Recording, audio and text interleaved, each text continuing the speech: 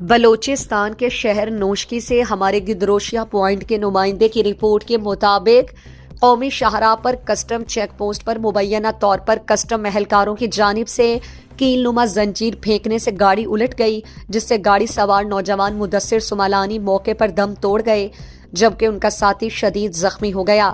واقعے میں جاں بحق مدثر سمالانی 8 بہنوں کے اکلوتے بھائی تھے۔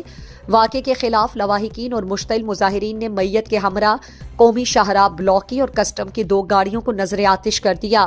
قومی شاہراہ بلاک ہونے سے گاڑیوں کی طویل قطاریں لگ گئیں جبکہ مسافروں کو مشکلات کا سامنا کرنا پڑا۔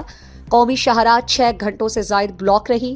ڈپٹی کمشنر امجد حسین سومرو، ایس پی محمد ہاشم محمد، لیفٹیننٹ کرنل کیسر نے مذاکرات کیے، جبکہ اس موقع پر تحصیلدار احمد یار سیاپاد، سماجی شخصیت غلام حیدر سمالانی، چیئرمین یاسر حیات اور ایڈوکیٹ میر عاقل خان بادینی نے کلیدی کردار ادا کیا اور لواحقین اور مظاہرین کے مطالبے پر کسٹم انسپیکٹرز کے خلاف مقدمہ درج کر کے ایک کسٹم انسپیکٹر وقار کو حراست میں لے لیا۔ مظاہرین سے آل پارٹیز کے میر خورشید جمال دینی، جماعت اسلامی کے امیر حافظ مطیع الرحمان مینگل، نذیر بلوچ اور دیگر نے اظہار یکجہتی کی اور احتجاج میں حصہ لیا۔